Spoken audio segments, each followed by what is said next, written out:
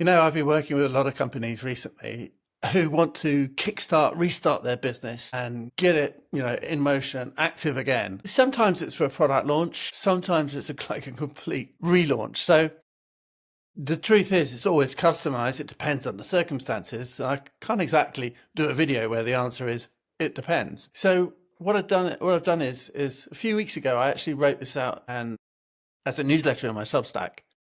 And today what I'm doing is I'm kind of summarizing it because I've had a few thoughts, a few conversations as a result. And of course, the requirement that customer conversations continue to occur. And why wouldn't you want to reshoot your business, right? Because it's never good enough, right? So this is a 7-day website authority blueprint for CEOs where no technical skills are required, where no technical skills are required. Your website isn't delivering the results you deserve. Most CEOs invest thousands in beautiful websites that act like digital business cards. They're pretty to look at, but generate minimum business impact. And these sites sit quietly in the digital landscape, consuming resources rather than creating opportunity. And that's a disconnection between website appearance and the actual business results frustrates business owners who know their companies deliver exceptional value, but can't seem to translate that online.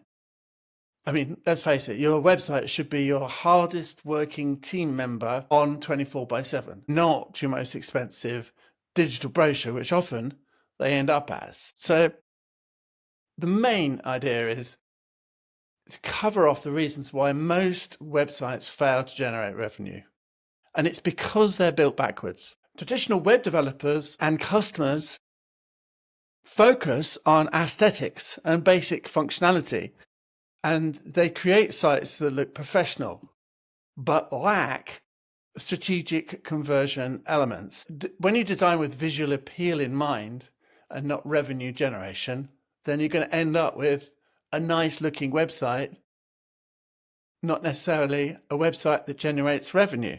I mean, that's how it goes. And many of these websites that you look at, I look at hundreds, they follow a cookie cutter approach. So when you look at a website, I'm sure you'll agree, invariably, navigation across the top, logo in the corner, some kind of headline, some kind of image. Normally, it's a warm and fuzzy glow feeling kind of images, kind of, that's nice, that stands out, that's a work of art, right? And they look like people have spent money on them. Fantastic. Some of them have, what I call trust marks. Nothing wrong with that. Logos, I use this on that front window. And at least some thought has been given to what you see when you land on a site. Perhaps unsurprisingly, 30 to 40% of most visitors to most websites bounce. This means they arrive at a website, have a glance, do nothing, and hit back. Wow. I mean, it really is 30 to 40%. And Google knows this. And so the more that happens, the more your site goes down in the listings.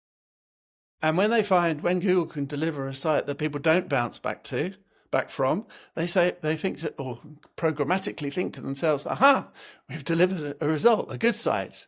This is what our users of Google are interested in, a site that delivers. And because you didn't bounce back, the site must have delivered. And with a huge sample score, which is what they have, they can measure the difference between something that goes well by accident, something which continuously works. So cookie cutter approaches might well satisfy design standards, but they fail to address the fundamental business question, which is, will this website turn visitors into customers? And your competitors are doing this too. They too, collectively, with you, are leaving millions on the table with this backward approach. So what we're going to talk about is how to transform your digital presence in a week. 1 week can revolutionize your digital foundation. And I'm calling this a 7-day blueprint because it gives you a day-by-day framework to transform your website from a passive information repository into an active business development system, where each day we build upon the previous one and create compounding benefits that continue working long after implementation. Now, the beauty of this approach is that you don't need to understand code or technical jargon. This is a strategy first with implementation guidelines anyone can follow or delegate effectively. So let me walk you through what happens on each of the 7 days. Day 1, the strategic authority foundation. Your website needs a clear authority position before anything else matters. Authority positioning means clearly establishing why prospects should listen to you instead of competitors.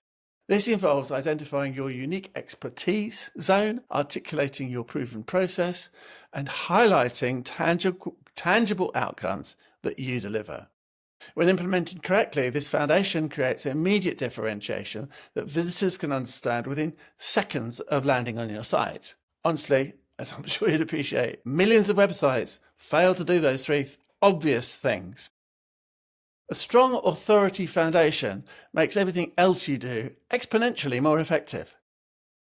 So, day 1, look at your site, ask those questions, and reorganize it, or at least what's on the front page, which is just really changing text so that it's there when someone visits. Immediately they get, oh, this is why you're different, right? Differentiation is key. How do you beat the competitor? But it's not just by being better. You can be better, but if no one knows that you're better, you're not going to beat the competition.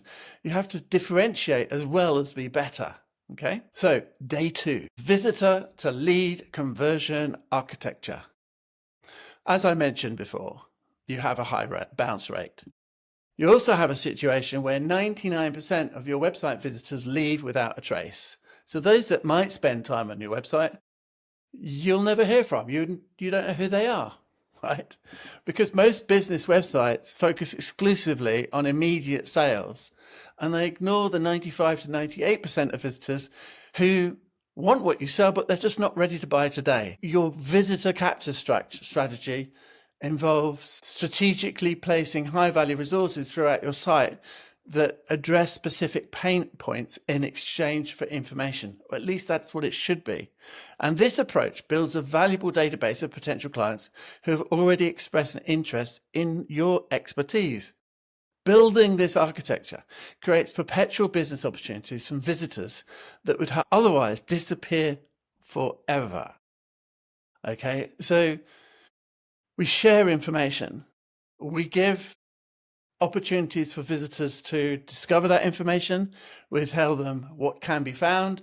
And when they get there, we offer them interaction opportunities that fundamentally involves them connecting with you in some way. Usually the best way, the 24/7 way that a website is absolutely designed for, that consumers are really, really used to doing, is to leave their email address.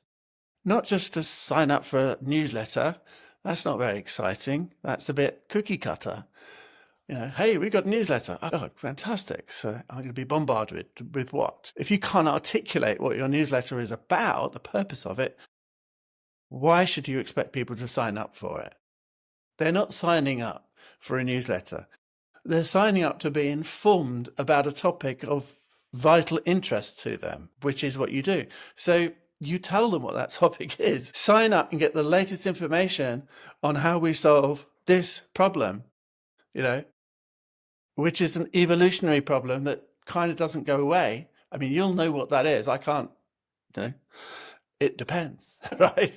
Every business is different, but I can't tell you what it is on this video process. But on a one-to-one, I'd work with you to develop what they might be. And it is always a they, and it is often, 10 or 15 things, and most customers I talk to struggle to find one thing, but that's just the truth. I mean, obviously some people know a bit more about their business and better able to articulate it. I'm just saying I'm a catalyst to making that happen and to evolving and growing out that content that you need to be able to share. So we're not just like talking about, it's about identifying the problems, the painful areas, and offering a solution in what we would call a low resistance manner. You see, most, book a call, which is what you see on most websites, book an appointment, take a demo, those kind of calls to action, that's what you call high resistance. That's the kind of thing where if I'm a visitor to your website, it's like, okay, so you want me to hit a button And so I'm going to talk to a salesperson, right? Well, if I'm one of those 98% of people not actually in a position to buy right now, it's not my budget, for instance. The budget, it's not available till, I don't know when, later, 3 months.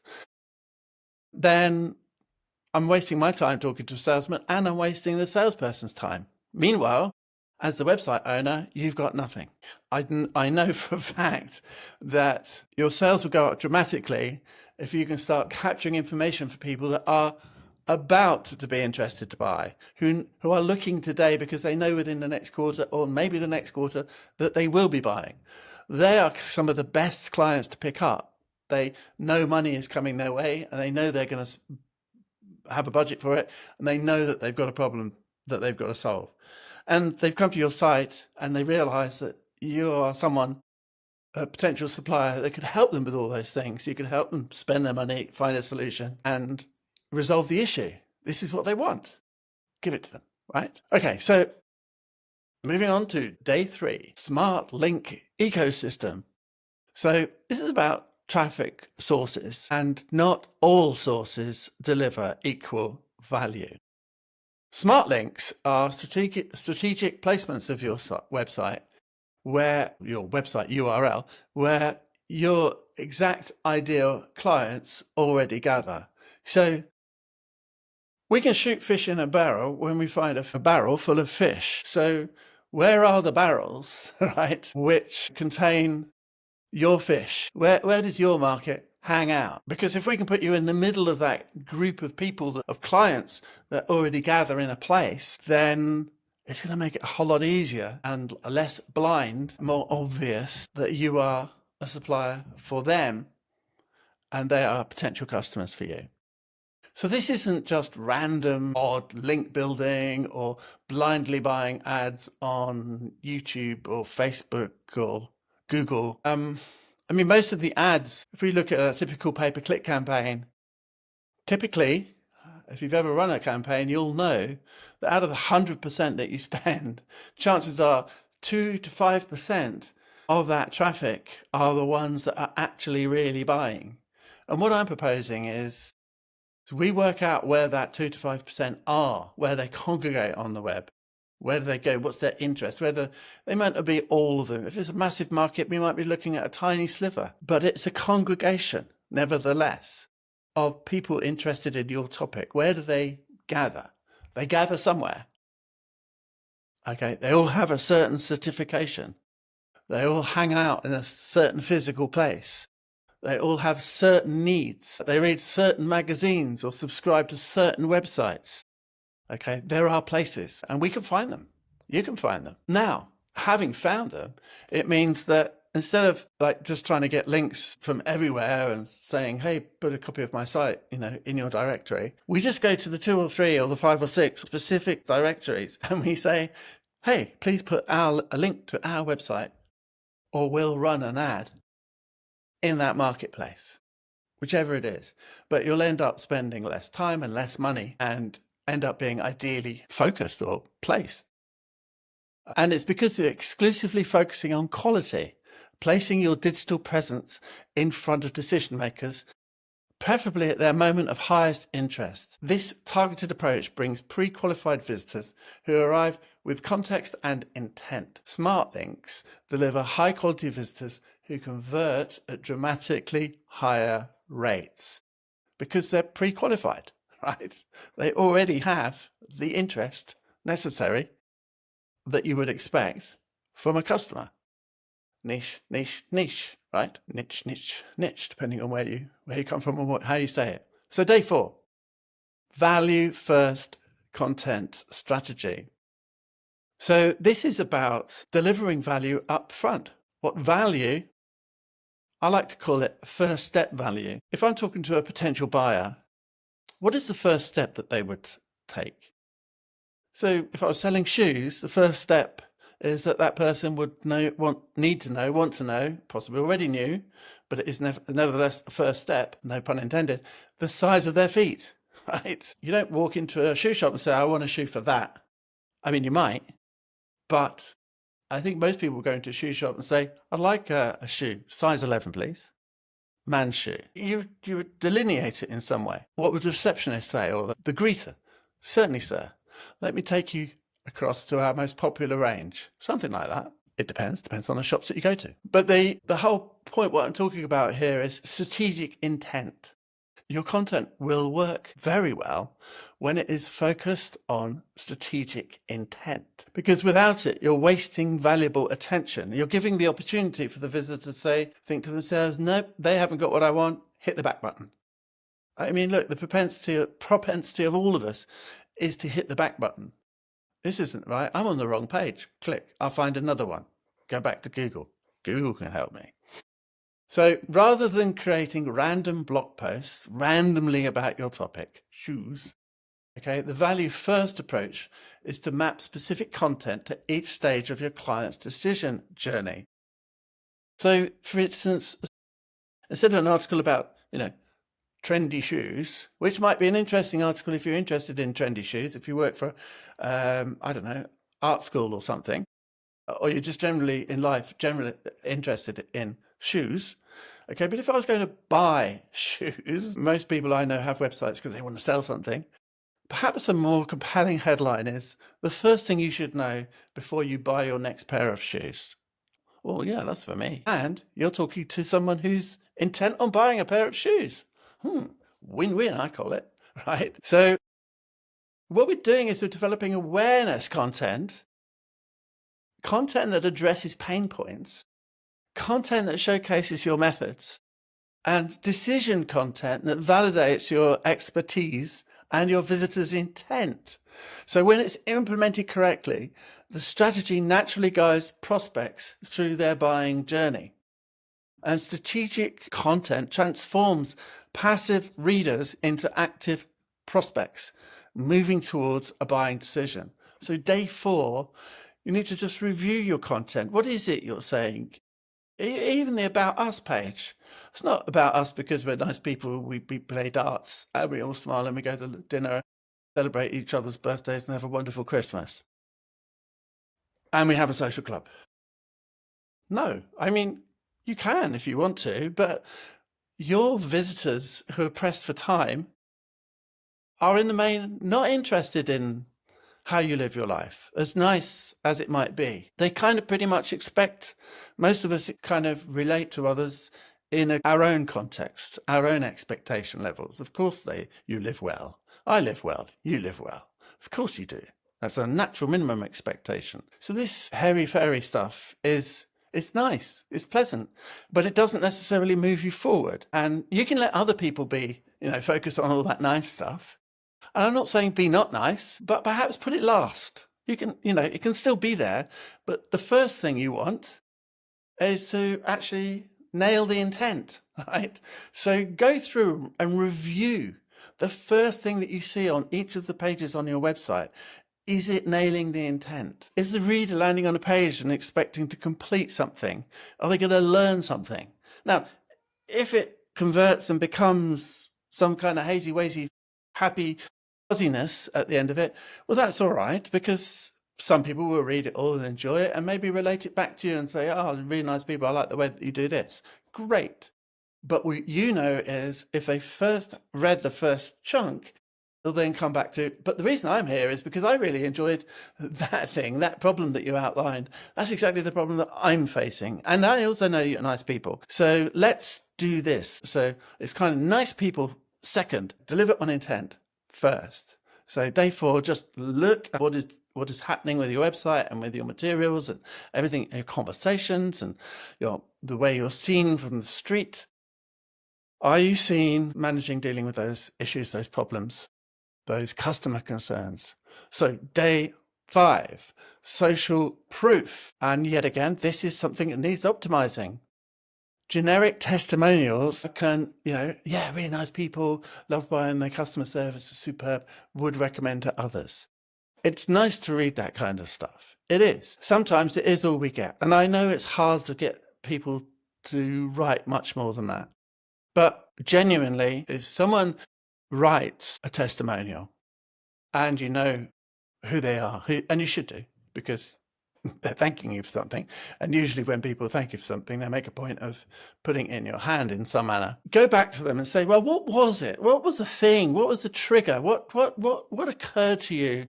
I mean, I'm sure you don't write testimonials for everybody, but you've written one for me or you've written one for us. Thank you very much. I'm most grateful. Can you tell me specifically what it is on this occasion that we did that really helped you? And they tell you, and you say, that's fantastic. Can I ask you to include that piece of text? Or if you prefer, now that you've told me, because I don't want to put words in your mouth, but I'll write it and you can edit and approve it. Whichever you want. I'll make it easy for you. I'll give you a draft. And if you like it, use it. And if you don't, edit it, make it yours. But I really would be grateful. I'm very comfortable and very thankful that you've chosen to give us a testimonial. Thank you. We could really use that. We'd like to tell other people and show other people that we're good people.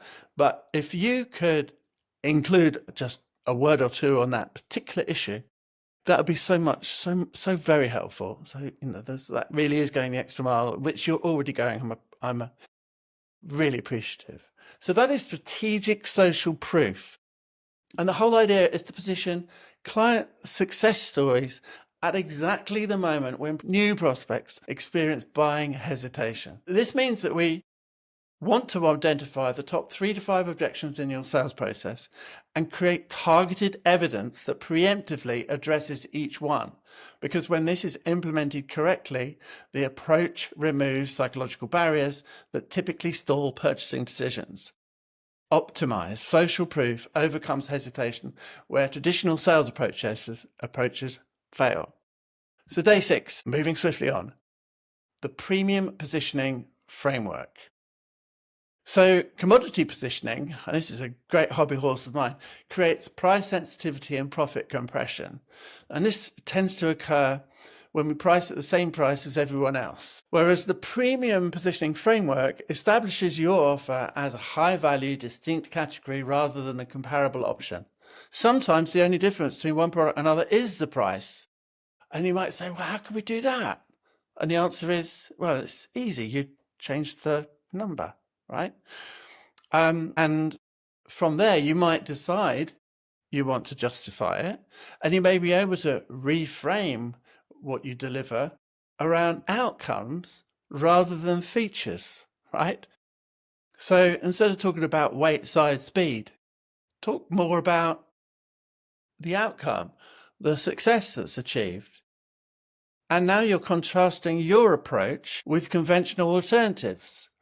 So, outcomes is stronger than features and benefits. And just about all your competitors will be talking about technical features. Some of them will be talking about the benefits of those features.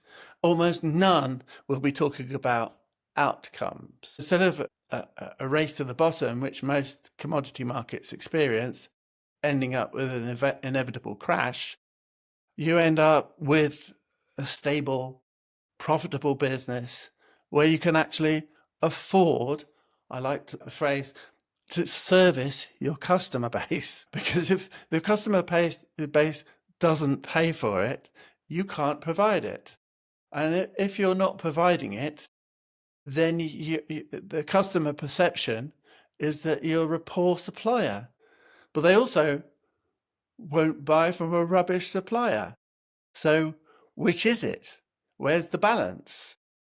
And the worst thing you can do is be a really good supplier on the smallest possible margin, because it just doesn't work. It ends up in that inevitable crash. So pricing is often perception, and that alone can justify premium pricing. But when implemented correctly, this framework naturally elevates how prospects value your solutions. And because you're earning the money necessary, you can actually afford the premium positioning, which usually means that you can afford to service the client. And you end up with clients who appreciate quality over discounting. Okay? They exist. And there's a lot of them, which is why, for instance, you can buy a Mercedes or you can buy a Lada, right? A lower brand. Okay? They still have 4 wheels, but which would you like to be seen in? Day 7. Automated growth system. So manual follow-up inevitably creates missed opportunities. whereas an automated growth system creates infrastructure that nurtures relationships without requiring your constant attention.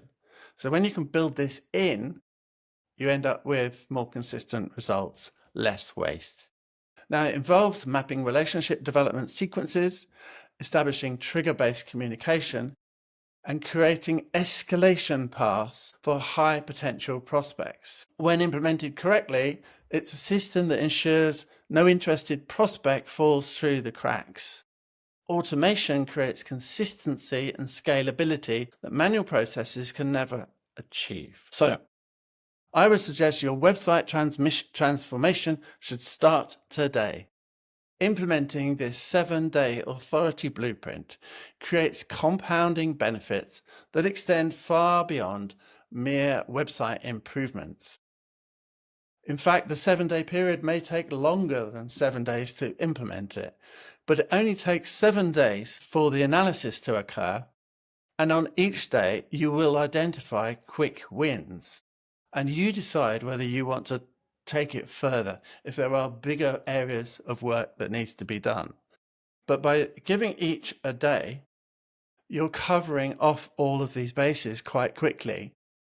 Whereas if you do day one and that day one gets extended to 3 weeks for whatever reason, because everyone starts chipping in, then you'll never get to the day two elements and thereafter. On the other hand, if you just do it, this is what we're doing today, and no matter what happens tomorrow, we're going to do day 2 activity, and then no matter what happens the day after, we're going to do day 3 activity.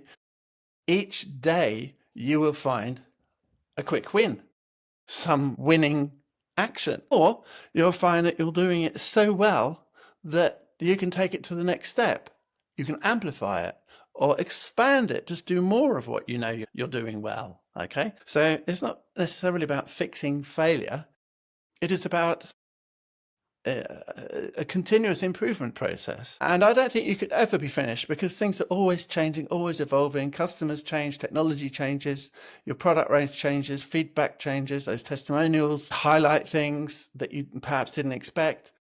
And it goes on, which is a great reason, a great way of having fun with your business. So unsurprisingly, companies following this framework report increased lead quality, higher conversion rates, as well as the ability to charge premium prices while facing less price resistance. Normally the most resistance is that which occurs on your website, your head, within your team. Okay, and going through this process, the whole objective is to reduce the resistance in all of these areas. So what was impossible becomes possible. And most importantly, your website should transform from being a cost center into a revenue generating asset. So will your website continue as a digital brochure, or will you transform it into a most valuable business development asset? The choice and the results are yours to make. Thanks for watching. I hope you've liked and enjoyed this presentation. I look forward to talking to you again.